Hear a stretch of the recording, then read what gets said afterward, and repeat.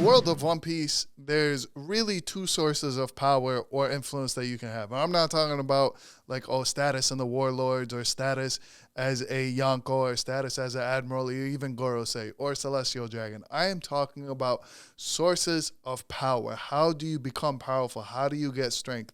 And it's really two ways of doing this. You can go the Gold Roger route, where you can just like naturally, all natty with nothing, just get some Conqueror's Haki, get some Armament Haki, and get some Observation Haki, and just be really, really OP. And then on the other end of the scale, you have people who eat these magical fruits called devil fruits. And with these devil fruits, it's kind of like a roll of the dice. What are you going to get? Could it be a Logia, where you can turn into an element of something? Can you be like a Paramecia, where you just get a supernatural power? Or can you be more of a Zoan, where you can turn into a animal or a beast or a creature of some sort? Now, there's got to be tiers to this stuff, right? Like, in the beginning of One Piece, we thought like, oh shit, Logias, that's where it's at.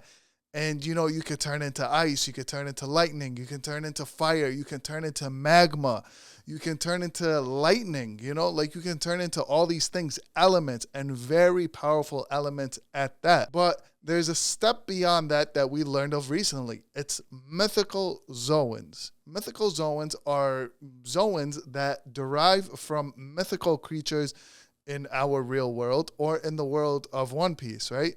So it's a fruit that you can consume that can turn you into a deity of sorts. But there's one power, one Paramecia that I think can literally turn back the hands of time.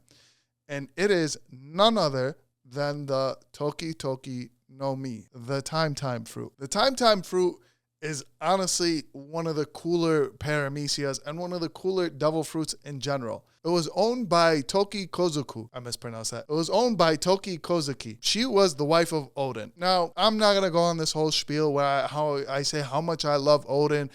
Odin is like my favorite character because he's definitely top 3 for me. But I do want to say that Odin as a character has very, very monumental status and influence in the events of the One Piece verse.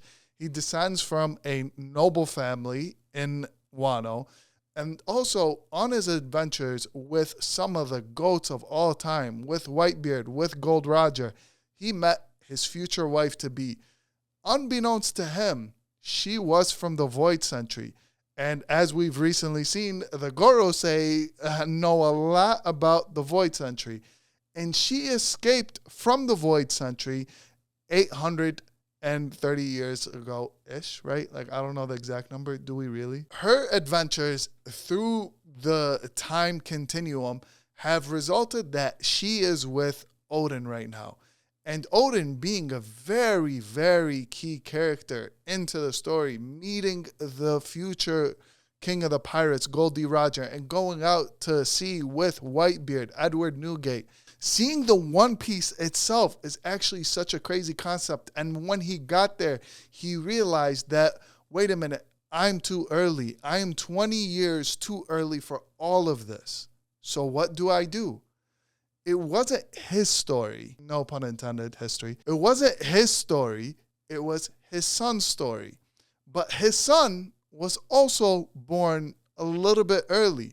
His son wasn't quite ready for this adventure. Oda kind of combined this by like bringing Momonosuke into the future. But what's interesting is the way he did it, is he used his mother, a person from the Void Century that wanted to get to Wano.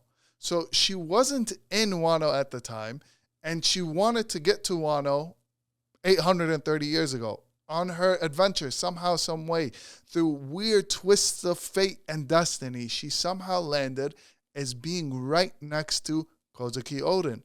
And right next to him, she sent her son, who would be with Joy Boy, through the future, and they eventually met. I want to rewind this, again, no pun intended. I want to rewind this a little bit further. Now, it's theorized that devil fruits have a will of their own. And we've seen this with Luffy's devil fruit, how we thought the Gomi Gomi no Mi was just a regular fruit, but in fact was an unawakened mythical Zoan. Now, Toki Toki Me has moved through time in order to orchestrate what destiny and fate wants, right? Call it whatever you want. It's working in order to get to this purpose. What's so interesting to me that I think this devil fruit, more than any other devil fruit, has a will of its own, moves through people in order to get them to where it wants them to go, orchestrating all these events. Now, you can't literally get more control over anything than time itself. You know what I mean? Like, you're controlling not where things happen, you controlling when things happen. You're controlling the exact events by which things occur.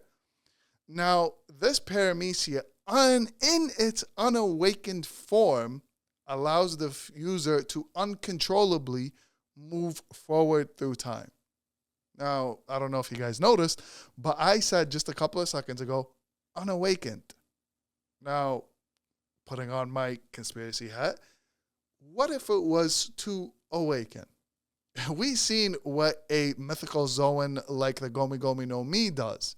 We've seen what stuff like Eustace Kid's fruit, Trafalgar Law's fruit, and we've seen what Kaido's fruit. But this exact paramecia that allows users to uncontrollably move through time to a point that they want, and I think this fruit is waiting for its intended user to, I guess, spawn, right? You know what I mean? Like, it's waiting for a spawn point, hit X to reload or hit X to respawn.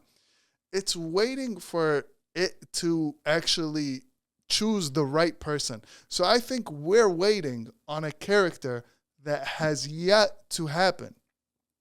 And this is the craziest part about it, is that this character with his awakened fruit is going to be able to fix a lot of stuff. Maybe fix a crucial death that will happen in the future of the series.